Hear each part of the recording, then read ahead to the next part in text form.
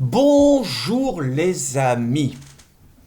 Vous vous doutez bien aujourd'hui que je vais parler avec gravité de la mort du jeune Quentin, 23 ans, à Lyon, massacré par une vingtaine d'antifas au sol, selon les habitudes classiques. À 20 contre 1, on fait une balayette, on jette le mec par terre, et comme les racailles islamisés, on le massacre à coups de pied dans la tête, comme si en lui frappant la tête, on espérait lui interdire de penser ce qu'il pense. Quentin pourrait être votre fils, votre petit-fils, votre frère, votre voisin, votre copain. C'était un Français qui étudiait en mathématiques, qui avait sans doute des idées patriotes, qui était passé au travers de tous les filtres du lavage de cerveau que l'éducation nationale impose. Il s'était même converti au christianisme, il paraissait très croyant et il était venu simplement pour aider 5 ou 6 jeunes filles de Némésis qui faisaient une action en dehors du meeting de Rima Hassan à Sciences Po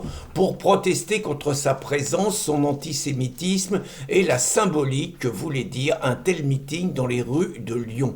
Alors il y a tellement d'angles d'attaque pour ne pas accepter comme une fatalité cette mort. On ne pouvait que dire, et nous l'avons écrit dans Riposte laïque, que bien évidemment il y aurait un mort. Et oui, à force de massacrer à 10 contre 1 des jeunes patriotes à coups de pied dans la tête, un jour ça finit mal. Ça ne pouvait pas se terminer autrement. On a vu les agressions des journalistes Jimmy Léopold ou Vincent Lapierre. On a vu les agressions des jeunes militants de l'Uni dans les universités. On a vu les agressions contre 2 membres de la Cocarde à Rennes, à 20 contre 1. C'est exactement le même mécanisme. Et des dizaines d'autres agressions cachée, dissimulée, plus discrète et tout, mais qui signifie qu'en permanence, être un militant patriote jeune, c'est se mettre en danger de mort. Ce qui est insupportable, c'est que ce soit passé devant Sciences Po, et qu'à Sciences Po, dans nos facultés, les gauchistes sont en territoire conquis, l'État a complètement démissionné, et on considère normal qu'on tienne des conférences avec Rima Hassan, mais qu'on interdise même des personnes qui ne sont pas trop marqués, mais qui n'acceptent pas le wokisme, qui n'acceptent pas le transgenre, qui ne peuvent même pas mettre les pieds dans une université sans qu'immédiatement ça soit la mobilisation générale et l'appel à lutter contre le fascisme. Ce qui est insupportable, c'est que depuis des dizaines d'années, les gauchistes se permettent de venir perturber toutes les initiatives, réunions publiques, meetings, rassemblements des forces patriotes en toute impunité, mais qu'ils se permettent de tuer, eux, quelqu'un qui vient simplement contre-manifester pacifiquement avec les mêmes méthodes, ce qui est nouveau par ailleurs, puisqu'auparavant les gauchistes n'avaient jamais de contradiction, ce qui est nouveau. Ce qui est insupportable, c'est qu'un Mélenchon ne soit pas attaqué, alors que Mélenchon, dans un meeting il y a 3 ans, a encouragé ses troupes à user de la violence contre ceux qu'il appelle les fascistes, les encourageant à taper, les encourageant à la violence, et ce qui est invraisemblable, c'est qu'il ne soit pas poursuivi, alors que c'est Mélenchon, moi je le dis clairement, l'assassinat de Quentin a un nom, a un coupable, à un commanditaire, il s'appelle Mélenchon. Et c'est la complicité entre l'extrême gauche, les islamistes et les antifas qui est responsable de la mort du jeune Quentin. Mais il serait très facile de ne s'en prendre qu'à Mélenchon, même s'il est le principal coupable. Les autres coupables, ce sont les procureurs de la République qui ferment les yeux depuis des années et des années sur les agressions dont sont victimes les jeunes patriotes et qui, par contre, encore plus grave, harcèlent les jeunes patriotes. On a vu par exemple à Lyon, puisque c'est là qu'a eu lieu le drame, au lendemain de la mort de Thomas, on a vu la police, sous les ordres du procureur de la République, harceler des jeunes patriotes qui avaient simplement collé des affiches en mémoire de Thomas et qui se sont retrouvés en garde à vue pendant 48 heures, qui se sont vus confisquer leurs armes, qui se sont vus multiplier les mesures discriminatoires. Et ça, ce sont les procureurs de la République. Et si ce sont les procureurs de la République, c'est l'État Macron. Et l'État Macron, donc Emmanuel Macron, est également responsable de l'impunité totale dont bénéficient les gauchistes et du harcèlement qui se produit contre les jeunes patriotes. Les préfets de Macron sont responsables également pour les mêmes raisons.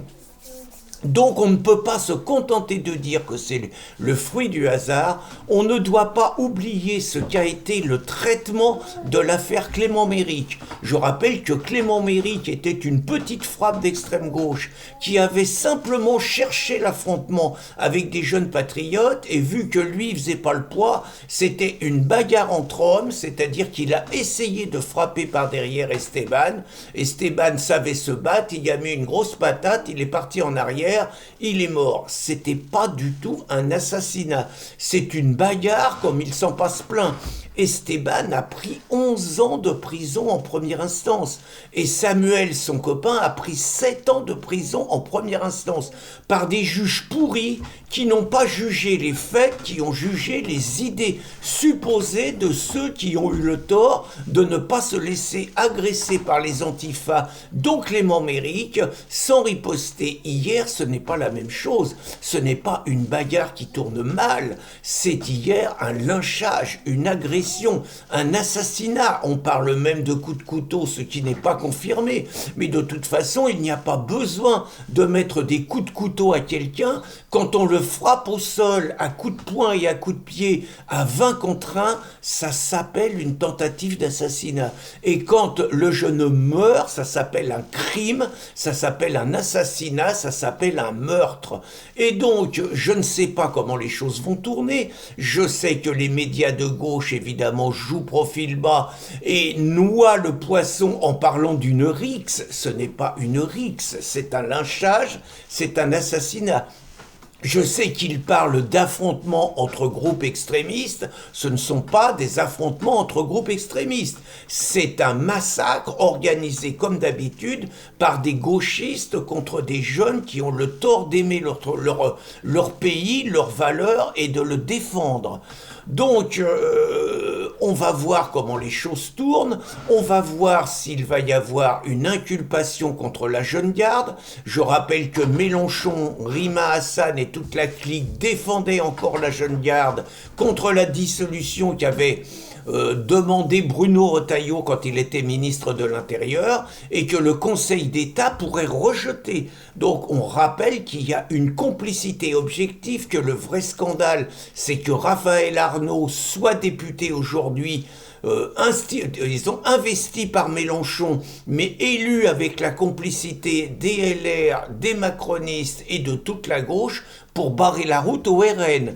Je rappelle que le scandale, c'est que l'attaché parlementaire de Raphaël Arnault est un des chefs les plus violents réputés de la jeune garde, qu'on évoque son nom hier parmi les lyncheurs, parmi les miliciens qui ont tué Quentin. Est-ce que cela va signifier, est-ce qu'il aura fallu un mort qui arrive, qui aurait pu arriver depuis des années et des années? Est-ce qu'il aurait fallu un mort pour enfin mettre fin à l'impunité de ces miliciens gauchistes antifa? Est-ce qu'il aura fallu la mort de Quentin pour cela, ou est-ce que cela va continuer exactement de la même façon qu'avant, avec la même impunité? Nous le saurons dans les jours et dans les heures qui viennent.